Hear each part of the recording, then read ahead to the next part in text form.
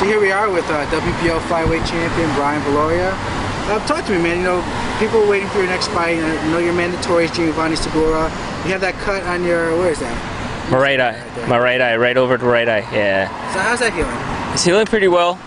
You know, we're just trying to take a precaution and not having to do sparring session because it might open up a little bit more if I do get a hit. So, you know, I went to the doctor and he told me to take a couple weeks off and try not to lay it. But I've been trying to do my road work, try to keep myself in shape and not let myself get out of shape too much. I'm trying to look at you. I mean, you look like you're in pretty good shape already, right? Yeah.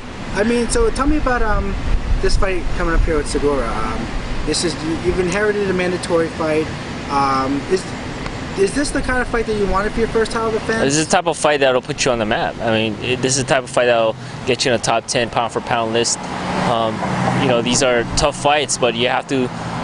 These are the type of fights that you have to take in order for you to be remembered in these type of sports. So, big gamble, gonna be real tough. But I think I have what it takes to defeat Segura. Now, talk to me about a little bit about your career here, because you've been a pro now for about 10, 11 years, and you haven't cracked the top 10. But this will pound for pound. But this will get you a top 10 pound for pound berth because Segura has won, especially if it's an impressive knockout. Do you feel that now having won your third world title, that you're getting the kind of recognition that you deserve now? Yeah, I mean it's still work. It's hard work going in day out. All the hard work I put in the gym. I think right now, I think it's a good time to try to maximize, what I have so far, being a world champion, and just take on bigger fights. I think that's what I need in my career right now to be remembered. In the long run, is to take tough fights, take big fights, and become victorious, and get the W's out of those big fights. And time will tell how people are going to remember me. Segura is considered probably one of the bigger punchers, if not the biggest puncher in those weight divisions. Nothing against you, of course, but talk to me about, does that cross your mind that you're gonna have to fight maybe the biggest puncher of your career right now? It's I guess a type of fight that is gonna be tough, but still, I think I have all the skills and I have all the tools to become victorious, and that's all I need. Is if you believe in yourself, you work hard enough, then anything is possible. I mean, as far as who hits the hardest, I mean, anybody can hit hard in this division, with the right type of punch, or you can get hit with a lucky shot. But it's how much work you put into the gym, into yourself, that'll consider you as a world champion or pull you out as a winner or not. So all I need to do is work hard, and anything can happen after that. Talk to me a little bit about that fight now, because I know you mentioned something about December. Is that when you think the fight's going to happen? Yeah, I think it's going to be set around December, early December. Right now, I think 2-3 months to prepare myself, and I didn't let go of myself too much in this fight. I still keep myself in shape and I head out to the gym, do my runs. So December is going to come quick, and I just need to focus down, bite down in the next few months and prepare myself right. What do you think that fight's going to be? Because I know your last fight was in Hawaii. You've had some fights earlier in the Philippines. You're the champion, I guess.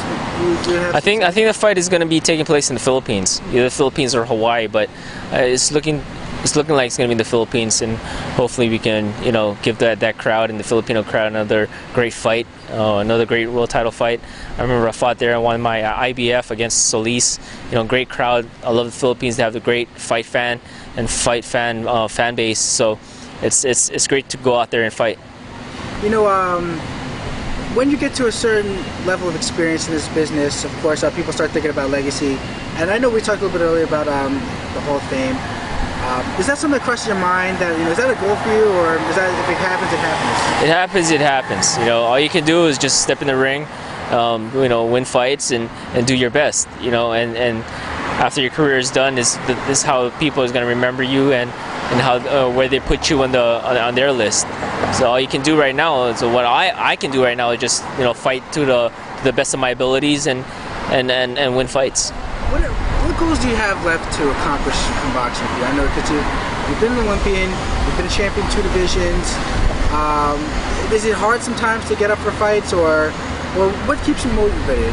Just, the fans. The fans keeps me motivated. Even the haters. All the guys that wants to see me lose. Those guys keep me motivated. They want me to. They keep me training hard so I could prove them wrong. Everybody out there, that's big boxing fans and big fans is what I do. Is what I need to do to help keep me motivated. Is to remember those type of people and just try to do my best. I mean, I know it's hard when you want everything under in the boxing scale, but for me, becoming maybe 2-3 division champion, keeping my title for longer periods of time is what motivates me to do well. Talk to me about some of the upcoming fighters there in the Philippines. Is there anyone that I know we saw Pacquiao fight in your undercard last fight. Is there anyone coming up that you're really impressed with right now? Gesta is a great fighter. Is coming up. Pacquiao, he's like you said earlier, is an underrated fighter. That needs to be looked at. There's a lot of great Filipino fighters that's coming out. It's just a whole pool of them coming out from the Philippines and making their mark. And it's just great to see that type of fighters coming out. Manny has paved the way for all of us to come out and put us on the map.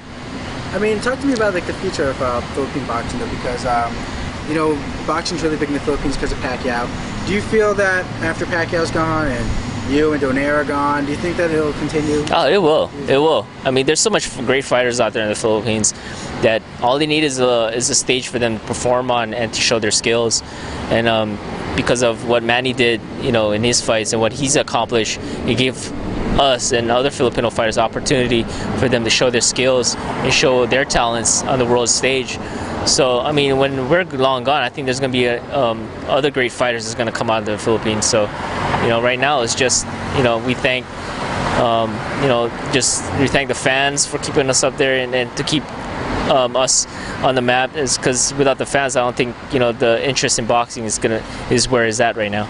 What's the difference between making 112 and making 108? It's a lot of difference. It's a big difference. So that 4 extra pounds is what gives me that extra boost of energy. It's really tough to come down, especially when you already don't have anything to lose around the waist area. So that 4 pounds helps a lot. Yeah.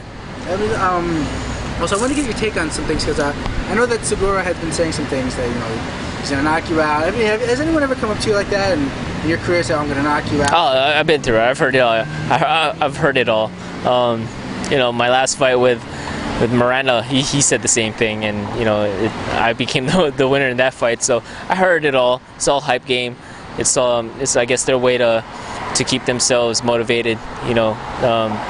But being in the sport for so long, you hear things like that all the time, and so I welcome that. I welcome that, and it'll only put fire in my eyes and in my heart to do well. Do you have a pick for Pacquiao Marquez Peru? Manny. Pacquiao. I mean, I think he's a different fighter than when he fought him the first couple of times. I think he's learned a lot more. He's become more of a tactician. He's refined his skills a lot more. So I think he's a lot better technically fighter as a fighter than when he first faced Marquez the first couple of times. And you have a pick for Donaire versus Narvaez? I think Donaire has his fight. Donaire is too quick. I think he has too much powers in his hand.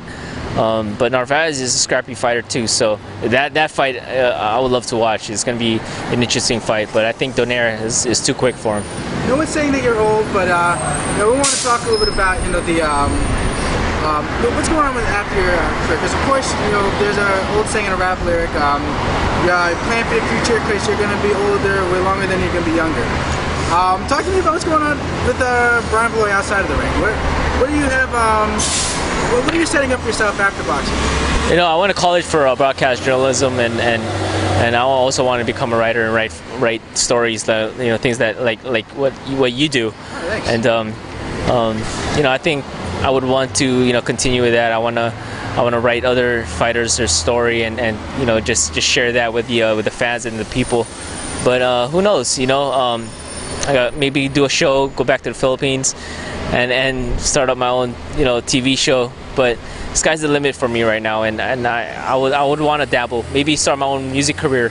You know, like Is it gonna be a Lala Willie like that? maybe, but you know, it's fun. It's fun to think about it right now. But I would love to sit down and become a writer myself. Besides me, who are your favorite writers? Just you. Oh, okay. That's all I wanted to hear. Great. It's a perfect answer. All right. Is there anything you want to say to end this? Nah, I just want to say, you know, thanks to all the boxing fans out there all over the world. You know, you guys are the ones that motivate us to fight the way we fight, you know, and just want to say aloha and mabuhay to everyone.